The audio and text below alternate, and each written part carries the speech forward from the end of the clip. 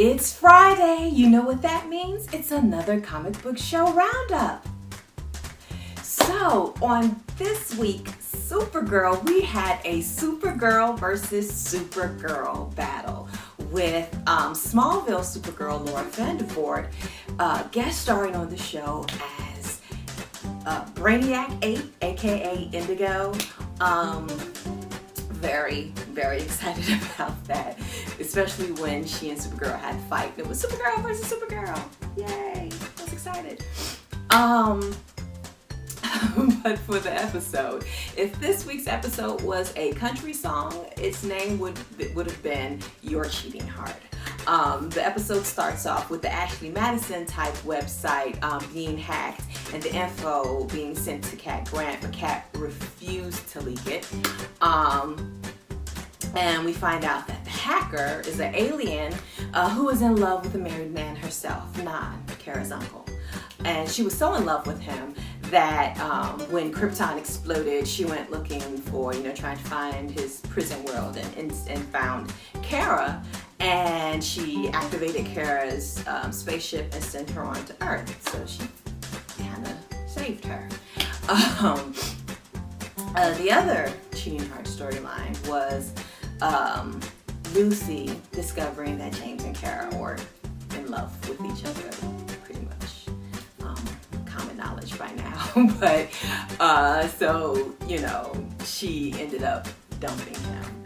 And to tell you the truth, I'm happy because I didn't want her to know Lucy's secret. I didn't want her to know Kara's secret. I can't stand Lucy. Gotham returned this week, and this episode was pretty much just the setup for a new arc. You had everybody, returning to where they were. Jim being reinstated, Enigma somehow able to keep his job despite the fact that he helped Penguin. Penguin's in jail. Butch is the new criminal overlord. And now we have Dr. Strange, who's experimenting on the inmates, and he wants to join forces with Mr. Freeze, who somehow found a way to reanimate his frozen corpses. It was hard for me to find a solo thread to follow with this episode. It was basically just about setup. It's setup and introductions, and just sort of reintroducing you to the already known characters. Me personally, I'm just waiting for Jada to return. On Agent Carter, it was all hands on deck to bring down Whitney Frost. Even her mobster boyfriend joined the team because he knew that the Zero Matter had to be stopped by all means. But it was too bad that she was already cuckoo for Cocoa Puffs by the time they finally separated her from the Zero Matter. I don't think we've seen the last of Whitney Frost. And then, moving on to the Wilkes, Peggy, Sousa love triangle. Wilkes is going to be going to Malibu to start a job with Stark, and Peggy chose Sousa. But did anyone really believe it was going to end any other way? Not I, said the Black Cat.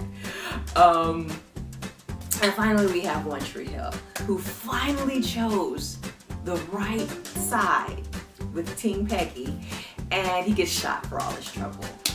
The mysterious shooter comes in, takes the file that he took from Red Foreman's bag, and we won't find out until next season if he survives. And on Legends of Tomorrow, this episode was about origin stories. How Captain British became a Time Lord with a family, even though they're not supposed to have families, and how Mick and Snart met in Judy and have been with each other, been there for each other ever since. Captain British's flashbacks helped the team beat the Time Pirates. Yes, they had Time Pirates.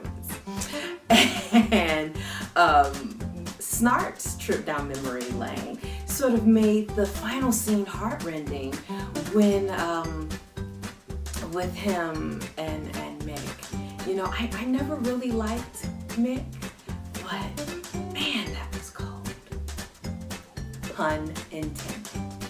So what did you think of Snart freezing Mick? Did it break your heart, or were you like, he had it coming? Let me know in the comments below. And remember, sharing is caring. Share this video with all of your friends and enemies. Gotta go. See you when I see ya.